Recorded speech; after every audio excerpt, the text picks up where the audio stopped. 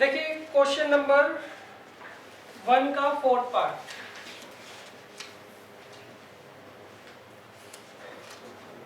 इसमें इन्होंने हमें जो पहली इक्वेशन दी है वो दी है x/2 plus 2y/3 is equal to -1 और x minus y/3 is equal to 3। ये दो इक्वेशंस आपको दे रखी हैं, क्लियर है? तो इसको कैसे करेंगे वो देख लीजिए।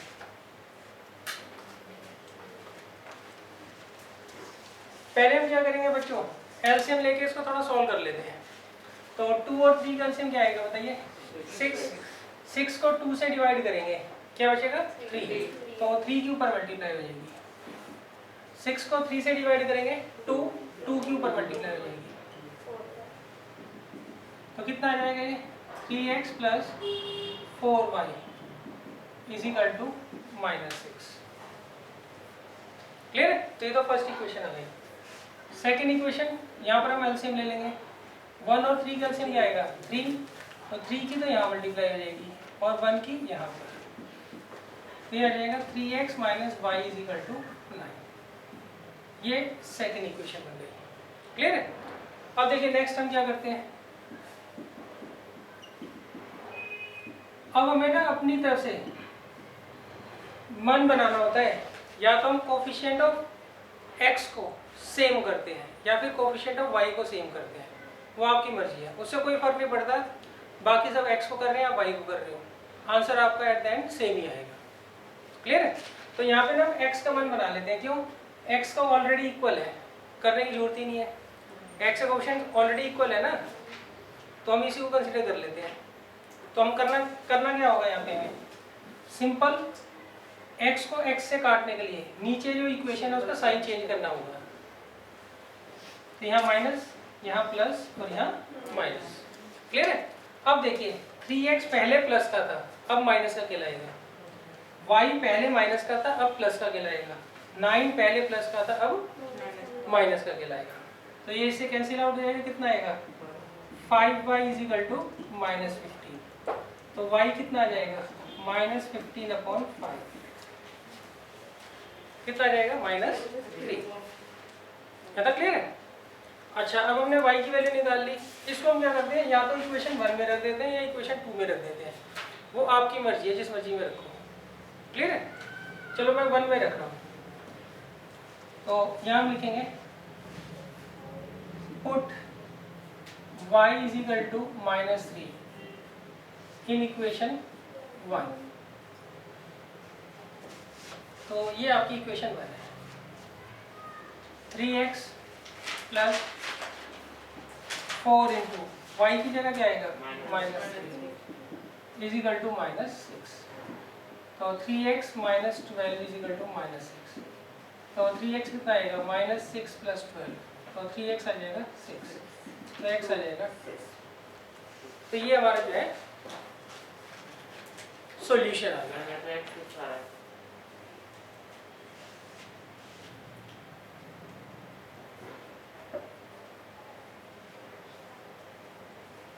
वैसे आप ऐसा करो, ये जो वैल्यूज है ना x और y की, इसमें और इसमें पुट करके देख लो। सही है? अगर लेफ्ट हैंड और राइट हैंड साइड इक्वल आ रही है तो इसका मतलब सही है, नहीं तो कहीं कैलकुलेशन मिस्टेक होगी। क्लियर है? सर एक बार वो बता दो, सेम कैसे करेगा कोएफिशिएंट अलग अलग हो? हाँ जी, वो भी बताता हूँ। पहले मैं चेक कर लूँ उनका गलत है मेरा गलत है। देखो, आप y की वैल्यू -3 रख दो। चेक करने का तरीका भी देख लो, क्योंकि मान लीजिए अगर ये बड़ा क्वेश्चन आता है तो नॉर्मली चेक कर लिया करो कि आपका आंसर सही भी है गलत है। सही है? तो y की वैल्यू यहाँ रख दो पहले तो, -3।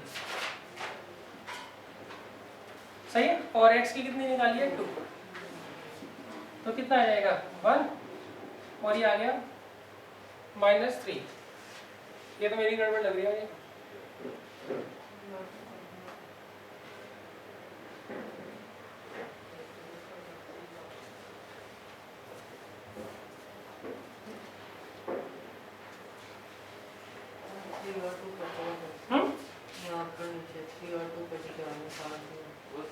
ओहो, हाँ सही है, मेरा आंसर सही है। अपना दिखाओ।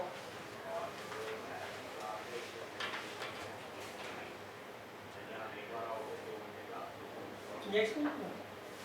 अच्छा आपने वो सेम लिख दिया ना, ये 3 लिखना भूल गया ओब्लिक में, देखो ये ओब्लिक में 3 लिखना भूल गया। नहीं वो मैं 3 नहीं लिखा। नहीं 3 पूरे का तो हो जाता उधर ऐसा लिखो, पहले पढ़ लिखो।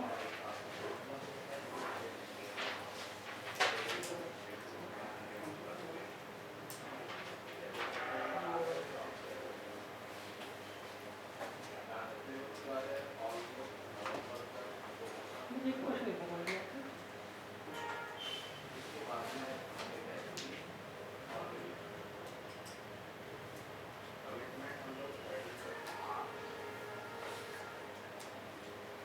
अब ये बच्चों वर्ड प्रॉब्लम देख लीजिए आप, क्वेश्चन नंबर 2 का फर्स्ट पार्ट पढ़ लीजिए।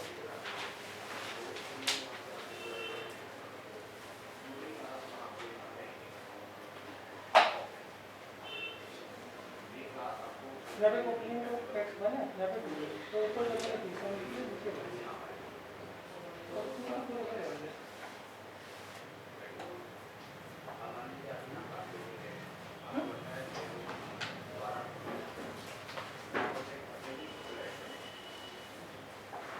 अरे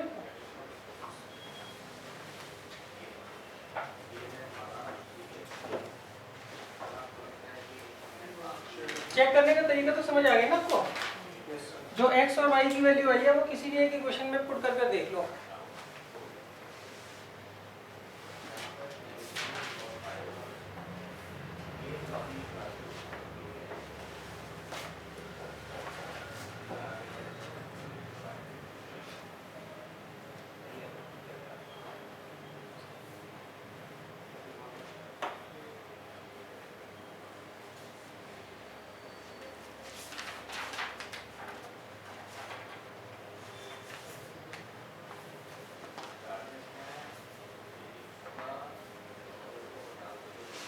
अब देखिए क्वेश्चन नंबर 2 में ना आपको 5 पार्ट दे रखे हैं।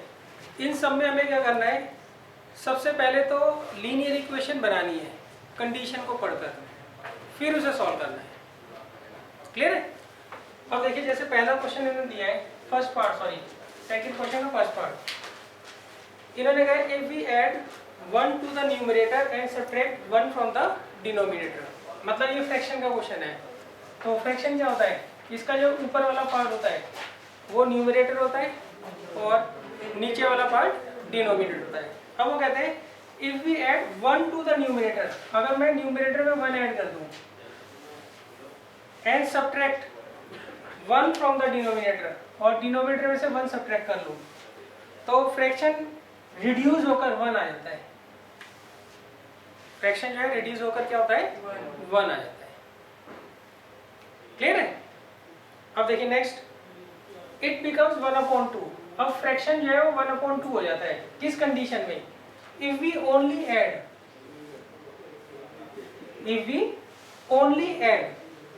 1 टू द डिनोमिनेटर। अगर हम डिनोमिनेटर में सिर्फ 1 ऐड कर ले, ऊपर कुछ ना करें, तो फ्रैक्शन क्या हो जाता है, 1/2 हो जाता है। सही? तो आप ऐसे पहले ना थोड़ा रफ करके लिख लेना है क्वेश्चन को, इससे थोड़ी आसानी रहती है। अब हम क्या करेंगे, सबसे पहले लेट कर लेंगे, लेट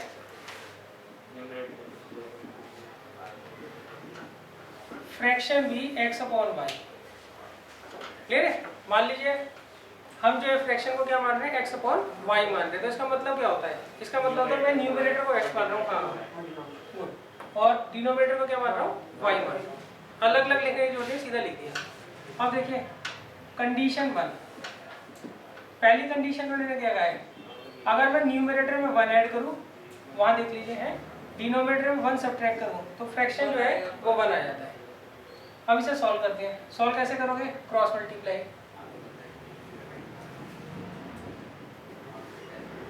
ये कितना रहेगा, x + 1 = y - 1। इसको इधर ले लीजिए, x - y = -2। ये आ गई फर्स्ट इक्वेशन। सर अगर बिना सिंपलीफाई करके सीधा उसको इक्वेशन में ले लें, ऐसे क्यों? अगर इसको सिंपलीफाई ना करें और जो बन रही है वो कंडीशन 1 ऊपर सबसे, अगर उसको ही सीधा लेना सॉल्व करने के लिए, हाँ उसमें फंस जाओगे, ये थोड़ा सिंपलीफाई हो जाएगा। मतलब गलत नहीं है। नहीं, उससे कैलकुलेशन थोड़ी टफ हो जाएगी आपकी। अब देखो कंडीशन 2, इसमें मैंने कहा अगर मैं डिनोमिनेटर में सिर्फ 1 ऐड करता हूँ, न्यूमरेटर में उन्होंने कुछ नहीं कहा तो हम कुछ करेंगे ही नहीं, तो ये क्या बन जाता है फ्रैक्शन 1/2 बन जाता है, सही। अब क्रॉस मल्टीप्लाई 2x किसके बराबर आ गया y प्लस 1 के, तो 2x माइनस वाई किसके बराबर आ गया 1 के। ये हमारी हो गई सेकेंड इक्वेशन, क्लियर है। अब देखिए, अब हम दोनों इक्वेशंस को लिख लेते हैं, x minus y is equal to -2 और 2x minus y is equal to 1।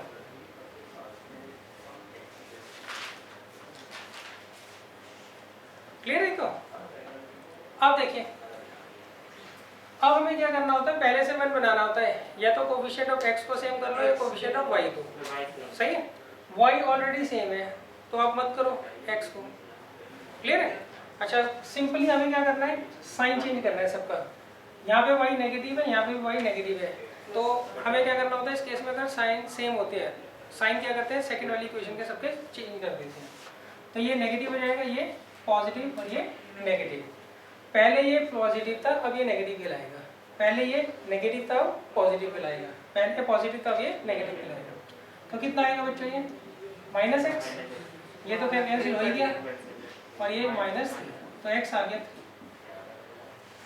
अब हम क्या करेंगे नेक्स्ट, पुट कर देंगे, put x is equal to 3 in equation first, ये लिखो 3 minus y is equal to -2 minus y is equal to -5 ना, तो y कितना आ गया 5, तो फ्रैक्शन क्या आ गया, therefore fraction b x upon y ना 3 अपॉन,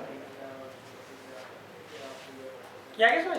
ऐसी एक वर्ड प्रॉब्लम जरूर आती है, क्लियर है। अब वो हो सकता है वो इससे इजी आए या इससे टफ आए, वो अलग बात है।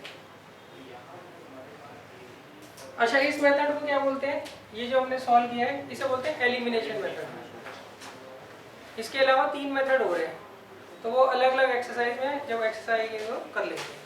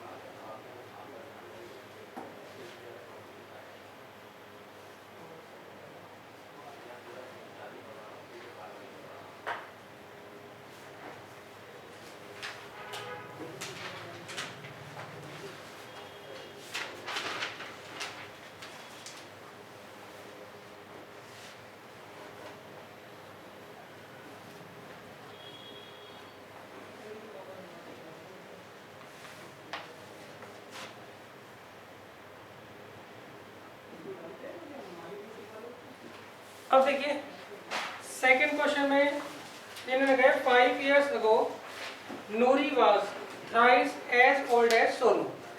10 years later Noori will be twice as old as Sonu. How old are Noori and Sonu? सही है। अब ट्राई करो इक्वेशन बनाने की, मैं जब तक रब करता हूँ।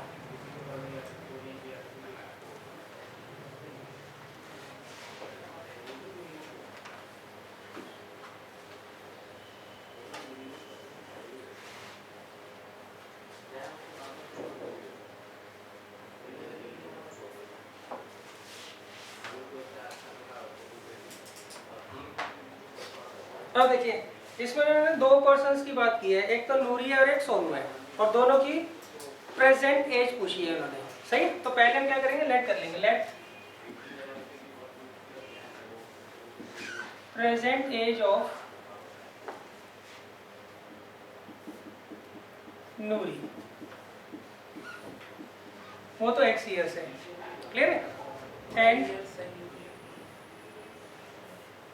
प्रेजेंट एज ऑफ सोनू वो y ईयर्स है, सही। यहाँ पे ईयर जरूर लिखना है, आप x और y मत लिखाना। सर जिसमें सोनू को x लेकर नूरी का 3x नहीं कर सकते? हाँ वो भी बताता हूँ, वैसे भी कर सकते हो आप, क्लियर है। मगर उसमें दिक्कत ये आएगी, आपको ना दो वेरिएबल में बनाना है, दो वेरिएबल में बनानी है इक्वेशन, तो इसलिए हम x और y मानते हैं। हाँ अगर आपको किसी तरीके से एडजस्टमेंट करके एक वेरिएबल से सॉल्व कर सकते हो तो वो भी सही है, ठीक है। अगर आप एडजस्टमेंट करके एक वेरिएबल में से कन्वर्ट कर सकते हो तो बढ़िया है, वैसे भी कर सकते हो, क्लियर है। तो मगर अगर आप सिंपल मानते हो ना, ये ज़्यादा इजी पड़ता है, इसको एक वेरिएबल बनाने के लिए मुझे दिमाग लगाना पड़ेगा। अगर आप सिंपली एक्स वाई मान लोगे तो जल्दी हो जाएगा, क्लियर। ऐसा नहीं है कि जितने मैं क्वेश्चन करा रहा हूँ वो एक वेरिएबल से नहीं हो सकते, एक वेरिएबल से ज़्यादातर क्वेश्चन टफ पड़ेंगे, इसलिए हम क्या करते हैं यहाँ पे दो वेरिएबल का यूज़ कर रहे हैं, क्लियर है।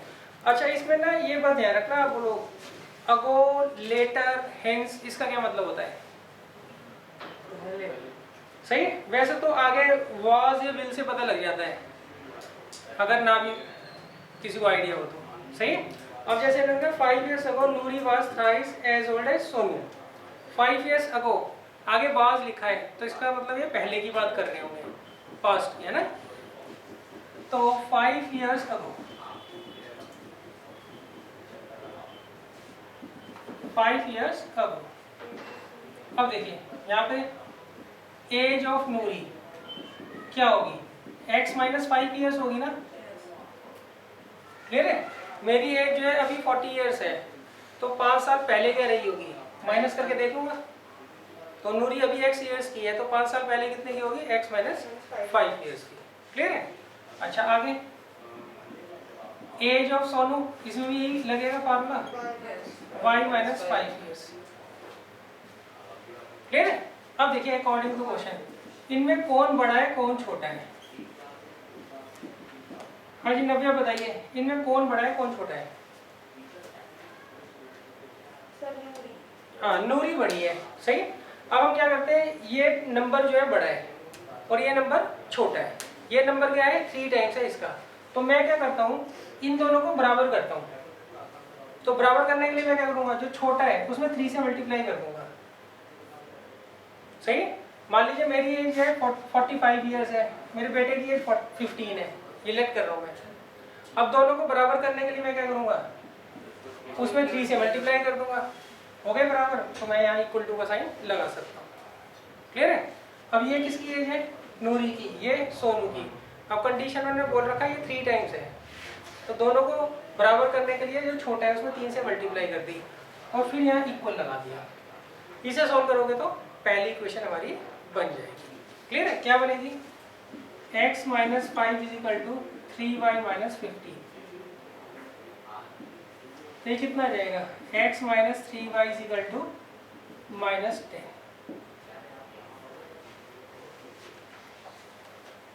ये आगे बात समझ। अच्छा अगो मतलब क्या होता है, पहले, सही। ये क्वेश्चन ना काफी इजी आते हैं, बच्चे इसमें कंफ्यूज हो जाते हैं। अगो, हेंस, लेटर का मतलब क्या होता है, वैसे तो पता होना चाहिए, नहीं भी पता तो आपको आगे जो लिखा होता है विल या वाज, उससे पता लग जाता है, सही। और उसे भी छोड़ो तो बोर्ड का एग्जाम होगा, उसमें हिंदी में भी लिखा आता है, सही। ये मैं बातें इसलिए बता रहा हूँ, बच्चे क्या करते हैं छोटी छोटी गलती कराते हैं, कई बार वो इंग्लिश में कंफ्यूज हो जाते हैं। वही सबके साथ नहीं होता, किसी किसी के साथ होता है, तो वो फिर दिमाग में पूरी ज़िंदगी रहेगी बात कि जी मेरे 99 आए, मैंने एक चीज़ गलत पढ़ ली थी, तो वो मैं अगर हिंदी में पढ़ लेता तो मेरे 100 आ जाते, क्लियर है। तो इसलिए बता रहा हूँ आपको, इसमें एगो, लेटर, हेंस वगैरह उसको ध्यान से देख लेना है क्या लिखा है क्या नहीं लिखा है। क्वेश्चन सारे इजी होते हैं, क्वेश्चन कोई ऐसा नहीं है कि तो क्वेश्चन कहीं से आ जाएगा आपके पास, सही है, आएगा भी तो मैं करवा चुका हूँगा। क्लियर है? आपको वो मिलेंगे असाइनमेंट, उसमें हर चैप्टर के कम 100 क्वेश्चन होंगे। क्लियर है? और वो सारी बुक्स को कवर करेगा, ऐसे नहीं कि कोई एक पर्टिकुलर बुक कवर करेगा। और उनके सॉल्यूशन आपको मिल ही जाएंगे, बस आपको संडे की क्लास में रेगुलर आना है। क्लियर है? आपको प्री बोर्ड होगा नवंबर में, और एक प्री बोर्ड खत्म होते ही दूसरे प्री बोर्ड स्टार्ट हो जाते हैं, तो उसमें गैप कम होता है। तो नवंबर से पहले आप जितनी तैयारी कर सको उतना बढ़िया है आपके लिए। सही है? उसके बाद ज़्यादातर टेस्ट ही होते हैं हमारे यहाँ पर, या प्रॉब्लम्स वगैरह बच्चे पूछते हैं। अच्छा, आप देखिए कंडीशन 2 पे चलते हैं। कंडीशन 2 में उन्होंने कहा है 10 ईयर्स लेटर। सही है? मतलब अब से 10 साल बाद, 10 ईयर्स लेटर। अब देखिए एज ऑफ नूरी क्या होगी बच्चों? x plus 10 years. मान लीजिए मैं अभी 40 ईयर्स का हूँ, 10 साल बाद मेरी एज क्या होगी? 50। हाँ, 40 में क्या करूँगा? 10 ऐड करके देख लूँगा। और एज ऑफ सोनू वो होता है y प्लस 10 ईयर्स। अब देखिए अकॉर्डिंग टू क्वेश्चन,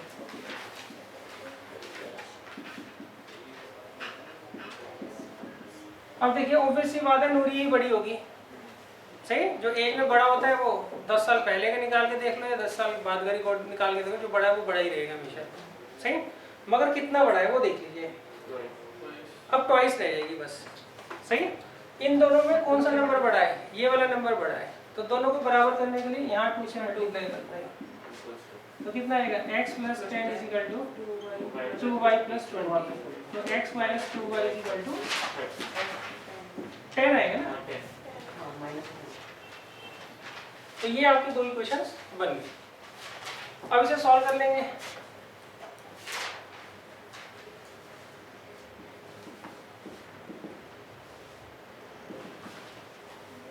अच्छा बताओ, यहाँ मल्टीप्लाई करने की जरूरत है आपको? नहीं सर, x की नहीं है ना जरूरत, सीधा साइन चेंज करके कैंसिल आउट कर देंगे। सही है? ये नोट कर लीजिए, फिर इसे सॉल्व करते हैं।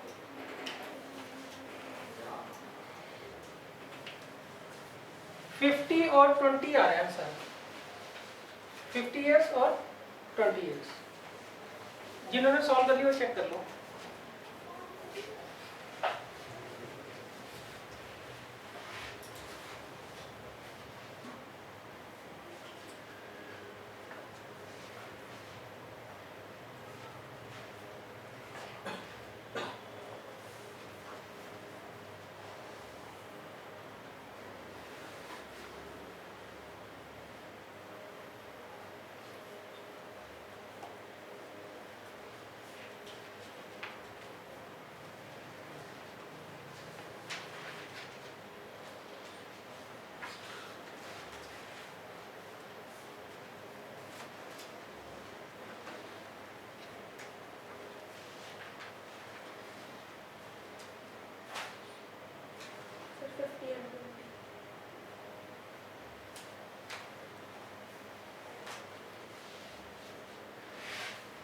लास्ट में लिखेंगे ना एज ऑफ नूरी। हाँ, बाद में ना आप स्टेटमेंट करके लिख देना, present age of Noori is equal to 50 years and present age of Sonu is equal to 20 years. Clear है? अच्छा, इसमें मार्क्स ना यही करते हैं बच्चे, एक्स और वाई लिखाते हैं। मान लीजिए लेंथ आप मान रहे हो तो उसमें लिख देना मीटर है, सेंटीमीटर है, स्पीड है, किलोमीटर पर आवर है, मीटर पर सेकंड है, इसी में नंबर करते हैं बच्चों के।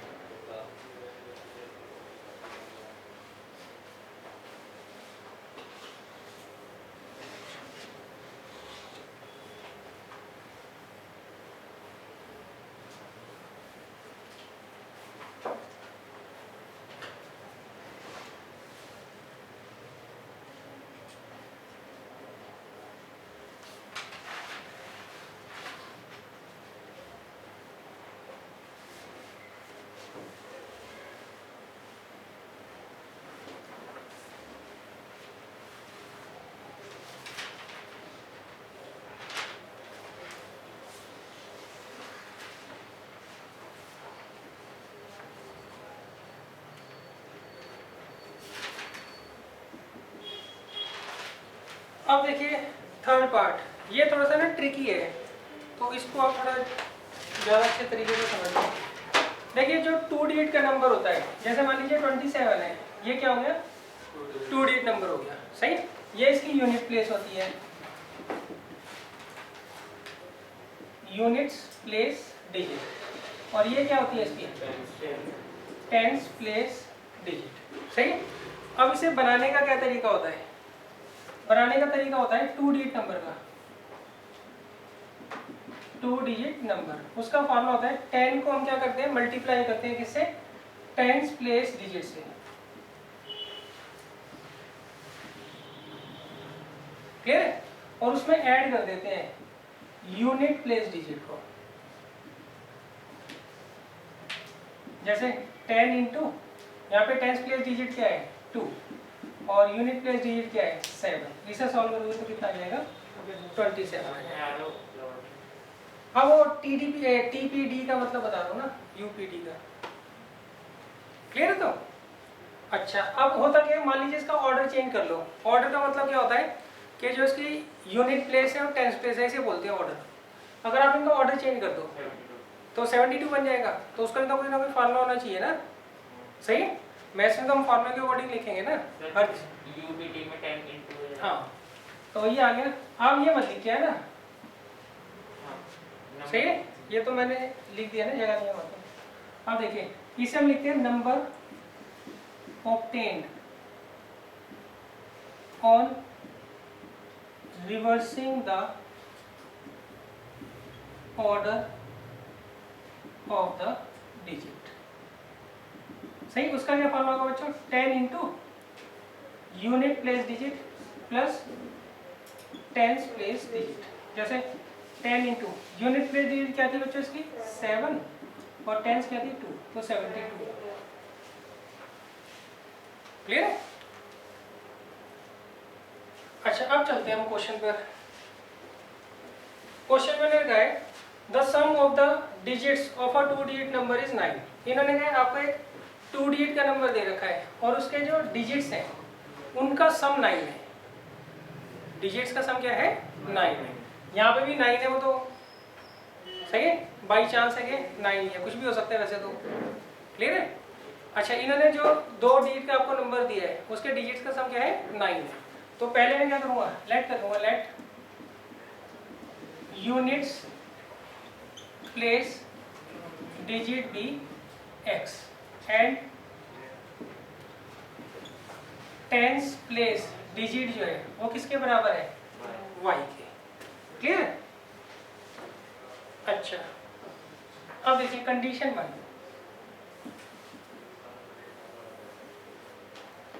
कंडीशन 1 में मैंने क्या कहा है, इन डिजिट्स का जो सम है वो कितना है 9 है।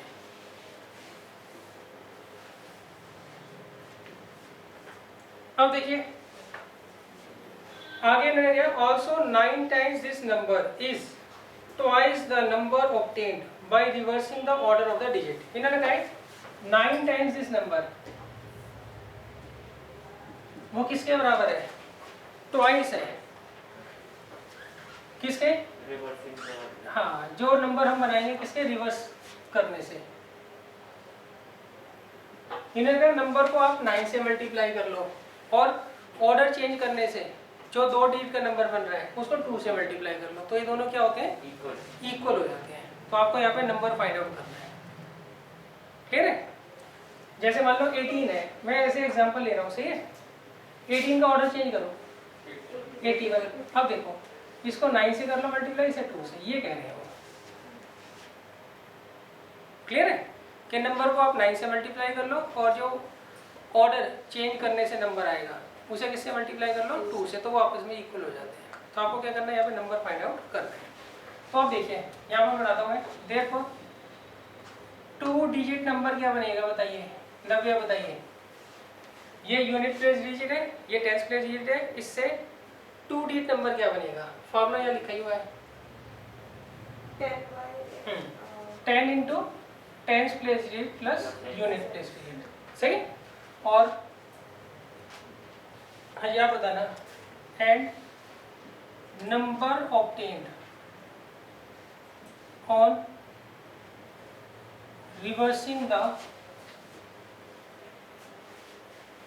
order of the digits। ये बताइए जो रिवर्स नंबर बनेगा, शॉर्ट में बोल रहा हूँ रिवर्स नंबर, सही है?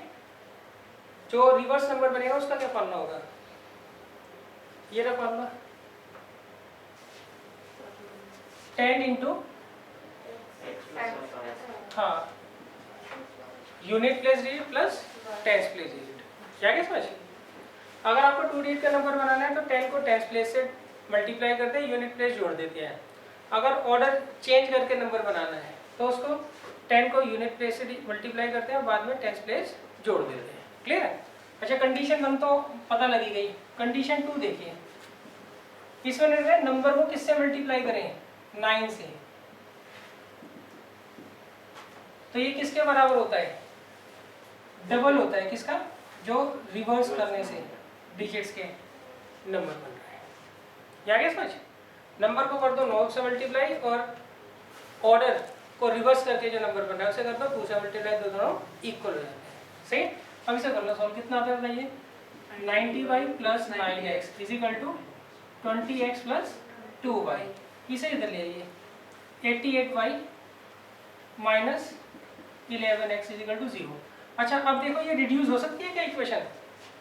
रिड्यूस अगर हो सकती है तो कर देना, कैलकुलेशन इजी हो जाती है। कैसे? सर कॉमन निकाल देंगे। हाँ शाबाश। 11 से डिवाइड कर दो पूरी इक्वेशन को, तो क्या आएगा?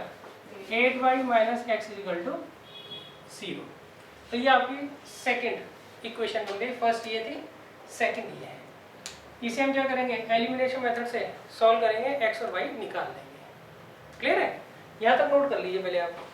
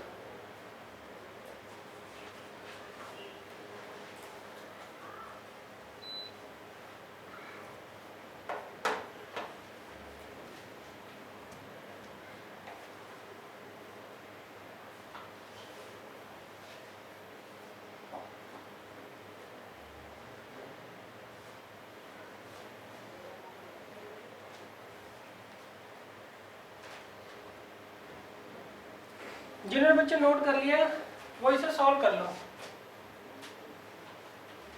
सही है?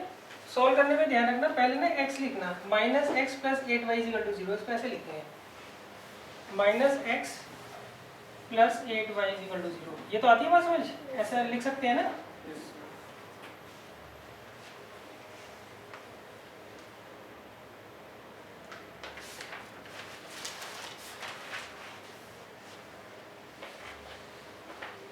इसमें तो ऑलरेडी साइन।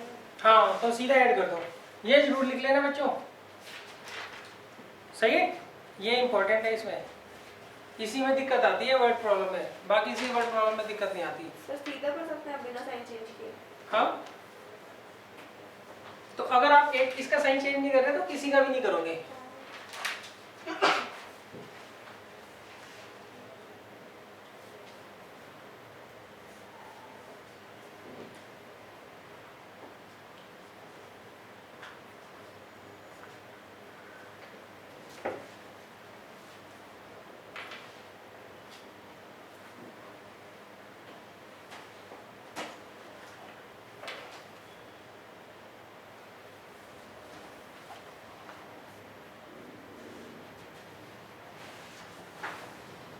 x8 आ गया y1।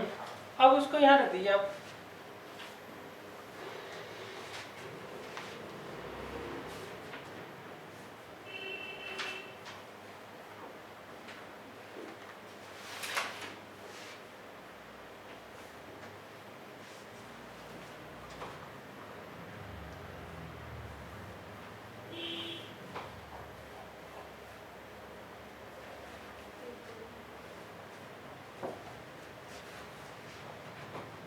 सर पहले नंबर लिखेंगे फिर रिवर्स नंबर फिर नहीं पूछा उन्होंने, रिवर्स नंबर शायद नहीं पूछा। Find the number. हाँ तो नंबर निकालो बस।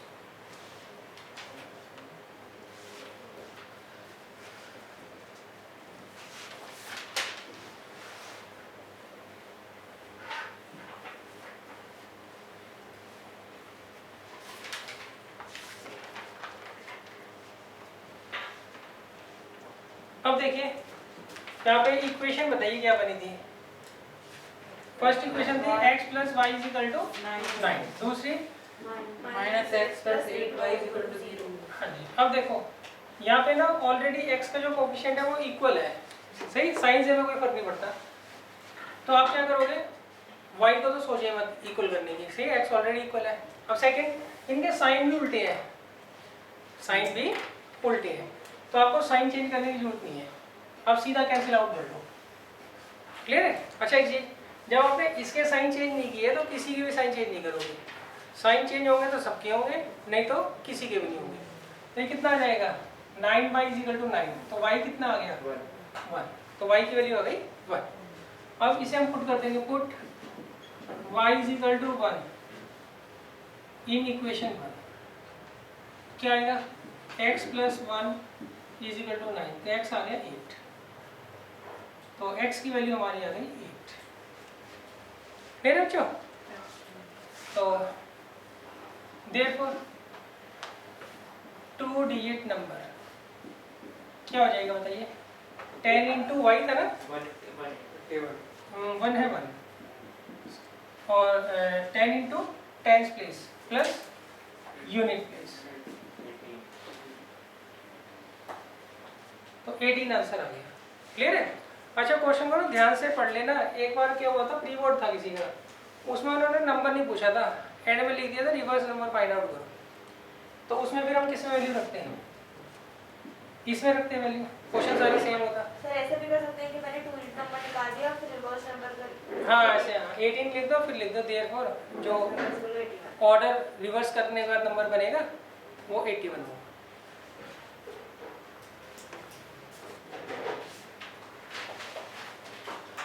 अब देखो नेक्स्ट है फोर्थ पार्ट।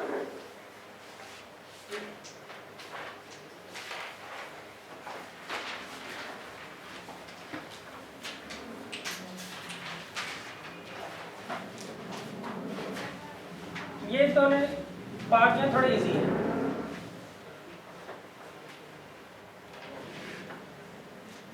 देखिए इसमें हमने कहा है फोर्थ पार्ट में,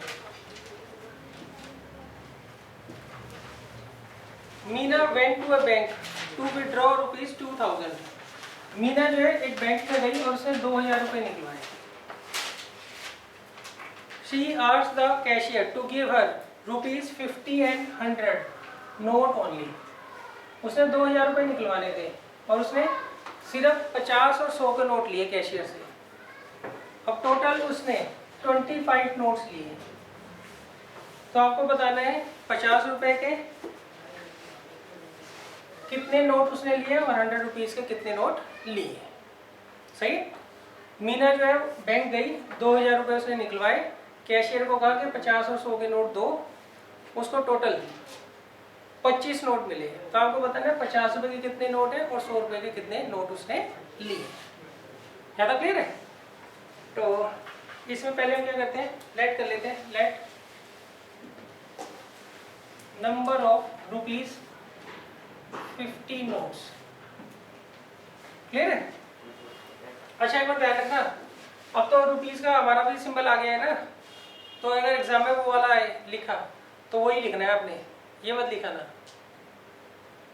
क्लियर है? सिंबल नहीं आ गया रुपीज़ का, मैं खुद हिंदी वैसी है ना। हाँ क्लियर है? तो वही बनाया ना, वो तो बनाएगा ना, तो वही सिंबल बना के आना, ये मत बनाया ना। सर बुक में भी वही है। कौन सा ये आ गया? मेरे पास पुरानी बुक है ना। ऐसे हो। हाँ तो यही बना के आना है आपको। क्लियर है? अभी वैसे इसके मार्क्स कटते नहीं है, वो धीरे धीरे कटने चालू हो जाएंगे।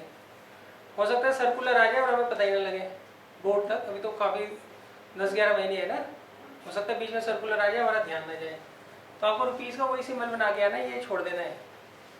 अब हमारा अपना आ गया ना सिंबल, हम उसको यूज करेंगे। क्लियर है? अच्छा अब देखो, let number of rupees 5 notes, वो तो x है, and number of rupees 100 notes वो y है। या तो क्लियर है?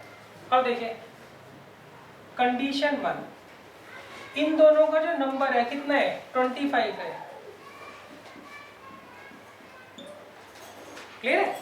मान लो इसके उसने क्या दिए हैं, कुछ नोट 50 रुपए के लिए, कुछ नोट उसने 100 रुपए के लिए, तो इनका जो सम है वो कितना है, 25 है। कितना है, 25। या कि बस समझ। अच्छा अब देखिए कंडीशन 2, मान लीजिए उसने 50 रुपए के x नोट लिए हैं, तो उसकी वैल्यू क्या होगी, 50 रुपए के मान लो उसने 10 नोट लिए हैं, ऐसे मैं लेट कर रहा हूँ, 50 रुपए के उसने 10 नोट लिए हैं, तो कितने रुपए हो गए, 500 हो गए ना, मल्टीप्लाई करके देख लेंगे ना इनको। तो 50 रुपए के उसने x नोट लिए हैं, तो उनकी वैल्यू क्या होगी, 50x। क्लियर है? अच्छा 100 रुपीज के उसने कितने लिए हैं, y, तो ये आ गए 100y। इन दोनों का जो सम होगा वो कितना होगा, 2000 होगा। अब सॉल्व कर लोगे आप लोग? अच्छा ये सिंप्लीफाई हो सकता है, हो सकता हूँ तो कर लेना, कैलकुलेशन थोड़ी इजी पड़ जाती है, नहीं भी करोगे तो ऐसा रूल नहीं है कि नंबर कट जाएंगे। क्लियर है? अच्छा देखो ये 50 से डिवाइड हो सकता है ना, तो ये आ जाएगा x + 2y = 40। नहीं भी करोगे तो कोई ज़्यादा इतना कोई फर्क पड़ता नहीं है मेरे हिसाब से।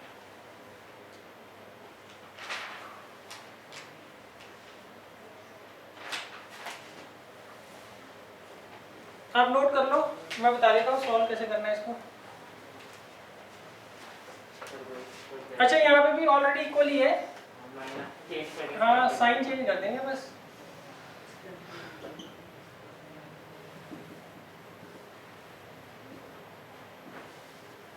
अब देखिए साइन चेंज कर देंगे नीचे वाले के ना, कैंसिल आउट, -y = -15, तो y कितना आ गया, 15। क्लियर है? अब पुट y = 15 इन इक्वेशन 1, तो इक्वेशन 1 ये थी, x + 15 = 25, तो x कितना आ गया, 10। तो ये लैंग्वेज बना के लिख देना। क्लियर है? कि उसने 50 रुपए के तो 15 नोट लिए, सॉरी 50 रुपए के 10 नोट लिए हैं और 100 रुपए के 15 नोट लिए।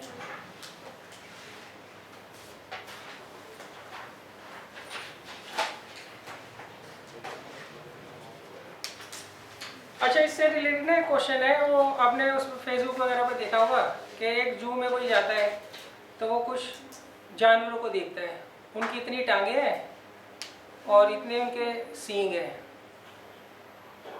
क्लियर है? वो करवा दूंगा, हमारे उसमें है असाइनमेंट में।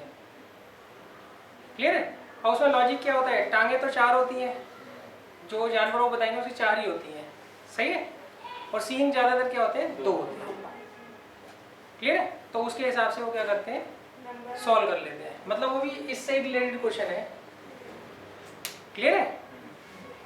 तो भी मैं बता दूंगा कौन से जानवर है क्या था, मुझे भी याद नहीं। अच्छा अब देखो 5th पार्ट देखो, ये तो रहने तो नोट करना, इतना ही नोट कर लो। अब देखिए 5th पार्ट,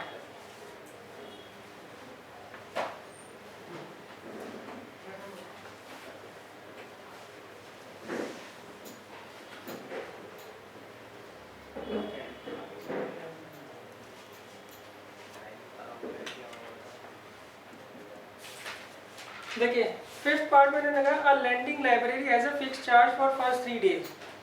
देखिए इसमें लगा एक लाइब्रेरी है जो बुक लैंड करती है, मतलब किराए पे देती है, वो 3 दिन के लिए बुक देती है बस। क्लियर है? आगे next, and additional charge for each day thereafter. अच्छा अगर आप 3 दिन के बाद जाते हो तो हर दिन का बाद में वो चार्ज अलग लेती है, मतलब जब वो आपको लाइब्रेरी वाले बुक दे रहे हैं तो 3 दिन का पैसा आपसे ले लेंगे। अब अगर आप 10 दिन बाद जाते हो तो 3 दिन का तो पैसा दे चुके हो, 7 दिन का और लेंगे। पहले 3 दिन का फिक्स है, बाकी हर दिन के हिसाब से बाद में लेंगे अगर आप लेट जाते हो तो। अब इन्होंने 2 पर्सन है, एक का नाम सरिता है, वो तो 27 रुपये देती है और वो 7 दिन के लिए क्या करती है, बुक को रखती है। और दूसरा पर्सन है सुशी, वो 21 रुपये पे करता है, करती है, वो मुझे पता नहीं, सही है। और वो बुक को कितने दिन रखता है या रखती है, 5 दिन, सही। अब हमें क्या करना है, इसका फिक्स चार्ज और एक्स्ट्रा डे का जो चार्ज है वो बताना है। तो हम क्या करते हैं, लेट कर लेते हैं, let fixed charge for first 3 days, वो तो ₹X है, क्लियर है। एंड चार्ज फॉर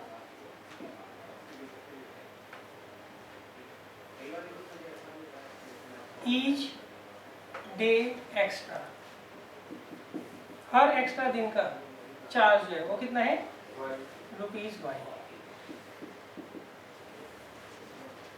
क्लियर है। अब देखिए कंडीशन 1, अब देखिए पहला पर्सन कौन था बताना, सरिता।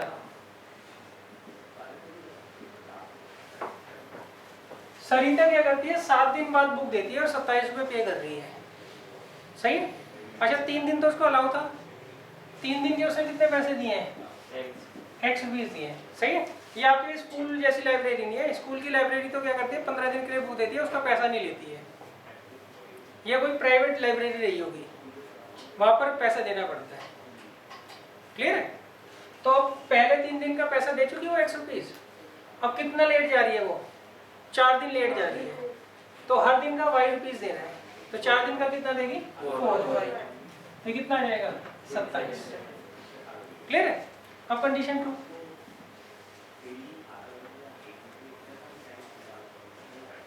अब जो दूसरा बच्चा है सुशी, वो क्या कर रहा है, 5 दिन बाद बुक दे रहा है, 3 दिन के लिए तो लेके ही गया था वो, उसके तो X दे दिए पैसे, अब 2 दिन लेट है, 1 दिन लेट का Y रुपीज़, तो 2 दिन लेट का 2Y,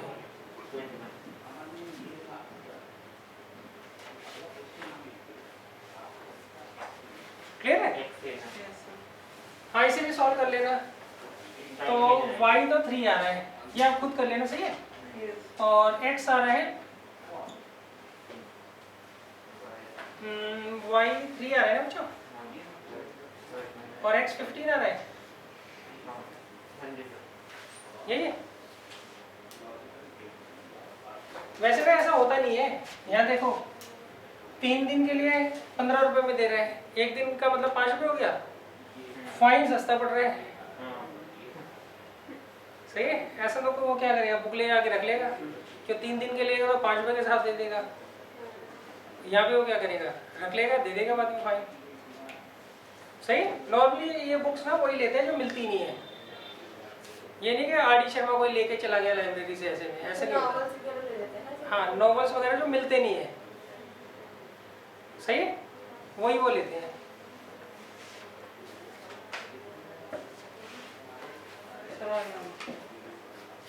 आगे ना ऐसे थोड़ा हाईलाइट करके आंसर जरूर लिख देना।